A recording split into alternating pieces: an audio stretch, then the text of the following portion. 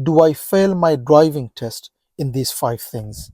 And in this video, I'm going to share with you 5 reasons many learners fail the driving test on. And these 5s are most common and easy ones. And the reason they fail is because they don't know, they don't understand, they don't have the information whether these are fail or pass, especially the last one. 5th one is the most common many learners fail the test on.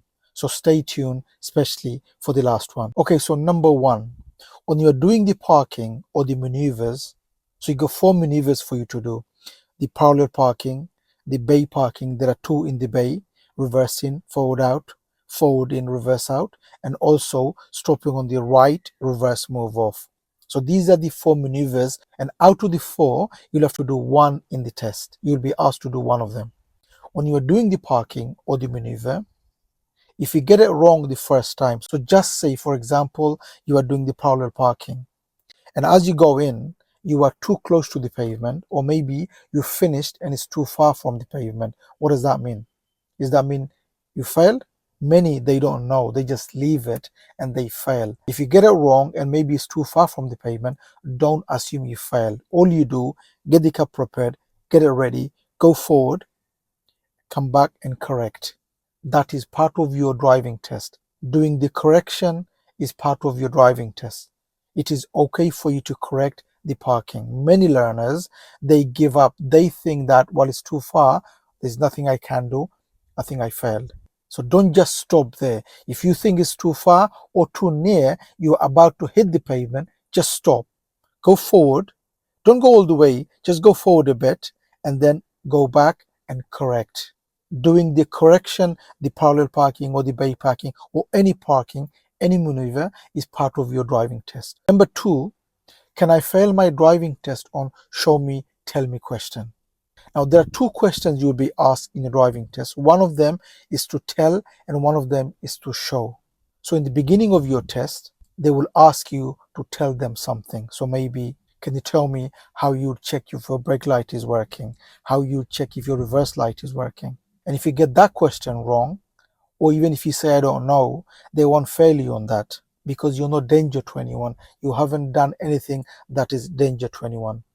But the second one, which is to show them something, and that they will ask you to do when the car is moving. So they will say, when you are driving in your test, they might say, can you open the window, please? Can you clean the window? Can you put the wiper on? And these are the things you have to do while you are moving, while you are driving. And when you are driving, while you are doing it, if you lose the control of the car, you will fail your test for that. Okay? So it's not about if you don't know, it's about controlling for the second one. So for the second one, if you lose control of the car while you are trying to do that, whatever they said for you to do, you will fail your test for that. Okay? So for the first one, even if you get it wrong, or even if you say I don't know, they won't fail you for that because you're no danger to anyone. On the second one, show them something. If you lose the control of your car, you will fail your test for that. So be sure and know where the controls are and know how to do it while the car is moving. Practice on that before you go to your test, okay? Next one is, if I stole the car, does that mean it's a fail? Especially if you're doing the test in a manual car and you couldn't get the clutch control right, or maybe you got the clutch too quickly up or down and you stole the car. Especially say you pulled up on the left and before you move off, you stole the car. Or maybe even on a junction, you gone to the end of the road and you stopped before you went because there's a car coming, and before you go, you stole the car. What does that mean? Now that depends on what you do after. Just because you stole the car, it doesn't mean you failed. So let me repeat. Stealing the car doesn't mean it's an automatic fail. How you start the car after you stole, it will depend on. You could fail your test for that. So just because you stole the car, even if it's on a junction, it doesn't mean you failed. Now it depends on how you restart again. If you get nervous and if you get it wrong how to restart again, you probably will fail your test for that. So as soon as you stole the car, what do? So as soon as you stole the car, you stop the car fully. Put the brake on, put the clutch down, go to neutral, start the car, go to first gear, and then move off with the clutch control. Okay? So as soon as you stole the car, it doesn't mean you fail. Make sure you stop the car fully, brake, put the clutch down, done. Start the car again, go to first gear, do the clutch control, do your full check, and then you go. You won't fail your test for that. That is perfectly okay in the driving test. It's not a problem. Okay? So as soon as you stall the car, just focus for a minute, take a deep breath, brake on, put the clutch down, start the car, and then do your check, make sure it's safe, and then you move off nice and smoothly.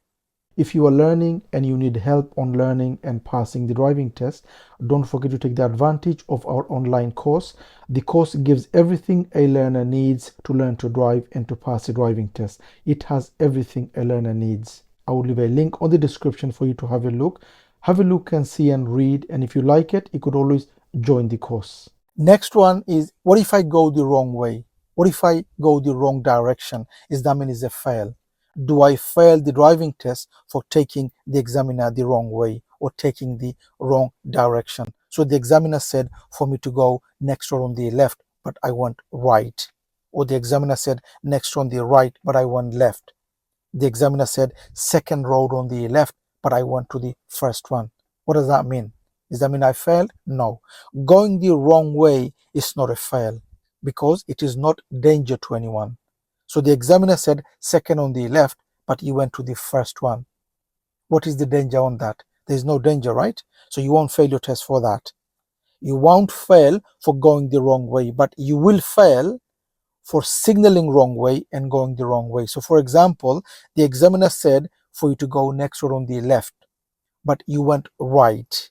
As long as you signal right and you went right, even though the examiner said left, you won't fail your test for that because you signal right and you went right. You're no danger to anyone. But if you signal left and you went right, that would be a fail. Or you signal right and you went left. Or you signal left before the first road and you went to the second one. That will be wrong signaling the timing. Okay, so as long as you signal correctly and you went that way, the way you're signaling, you won't fail your test for that, even if you went the wrong direction. Okay, so no, if you go the wrong way or you've taken the wrong direction, you won't fail your test for that as long as you signal correctly. Now next is the last one and the most common one many fail the driving test on, and that is they do something wrong and they assume in their mind they failed. And because of that, they just give up and they fail the driving test. Remember, when you do something wrong, how do you know that's a fail? That's not your job, is it? Are you the examiner? You're not the examiner, right? Why are you assuming? Why are you guessing? Why are you judging yourself that you've done something wrong and it's a fail? How do you know that? You don't know that. You have been told to do the driving test and drive for 40 minutes. And that is exactly what you are going to do. And in that 40 minutes, you're going to make many mistakes. One or two mistakes here and there. This is the reason why you are allowed for 15 driver faults. You're allowed for that. There are many mistakes you're going to do. It will go under driver faults. So it is not your job to assume whether what I've done is a fail or not. You don't know that. Like I said, you're allowed 15. So you've done something, maybe that is count as driver faults. But in your mind, you are thinking, well, I fell for that, and you gave up. And because of that giving up, you're just going to do bad driving. And then you realize at the end, you didn't fail for that. You failed something after. By then, you've already gave up. The reason you did bad after that and you fell for that is because you've already given up in your mind. So don't assume if you do something wrong.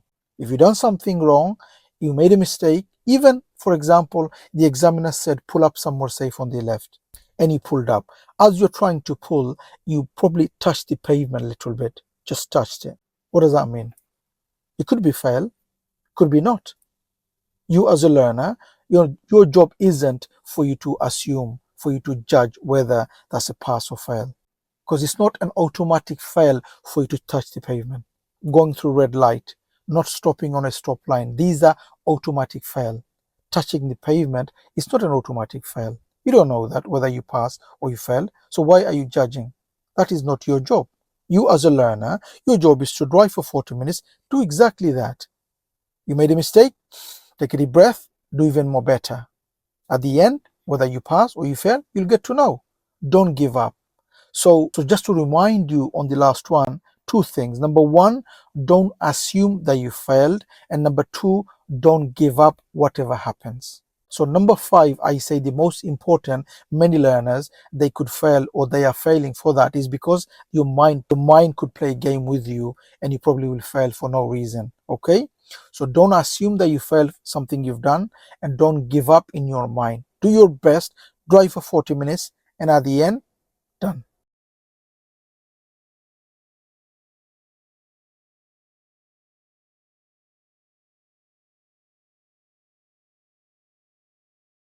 I hope the video helps. If you need extra help on learn to drive and to pass the driving test, don't forget to take the advantage of our online course, which gives everything a learner needs.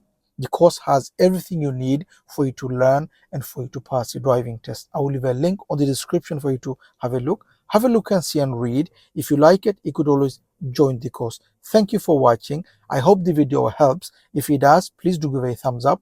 Please do make a comment what you think of the video, and if you are new to the channel, don't forget to subscribe so don't miss any of my future videos. Hope to see you again on the next video. Bye for now.